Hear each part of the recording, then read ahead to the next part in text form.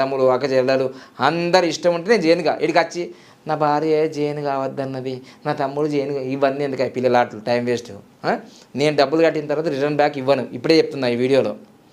నువ్వు అడ్మిషన్ అయ్యేటప్పుడు 1,000,000 సార్లు ఆలోచించి డబ్బులు కట్టు. డబ్బులు కట్టిన తర్వాత మాత్రం నేను రిటర్న్ బ్యాక్ ఇవ్వను. కట్టిన తర్వాత క్రమశిక్షణతో నేర్చుకొని నాలాగా అందరు నాలాగేం గారు. నేను చెప్తున్నా, మళ్ళీ చెప్తున్నా, అదృష్టం ఉంటేనే వాడు కోటీశ్వరుడు అవుతాడు. అయ్యో డబ్బులు కట్టేటప్పుడు మీరు చెప్పారు కదా కోటీశ్వరుడు అవుతాడండి. అవును, కోటీశ్వరుడు అయినా నేను నా ప్రయత్నం నేను చేసిన. చాలామంది నా దగ్గర నేర్చుకున్న వాళ్ళు కూడా అందరు కోటీశ్వరులు కాలేదు, 2-3 కోటీశ్వరులు అయినారు. కొందరు లక్షాధికారులు అయిన, కొందరు నడిపించుకుంటున్నారు. అట్లా నేనేమంటున్నానంటే నేను నేర్పడం అంత సమానమే, మీరు అవ్వడం అనేది మీ బాధ్యత. సో మొత్తం మీద అయితే న్యూమరాలజీకి రాబోయే రోజుల్లో కూడా చాలా డిమాండ్ ఉంటుంది.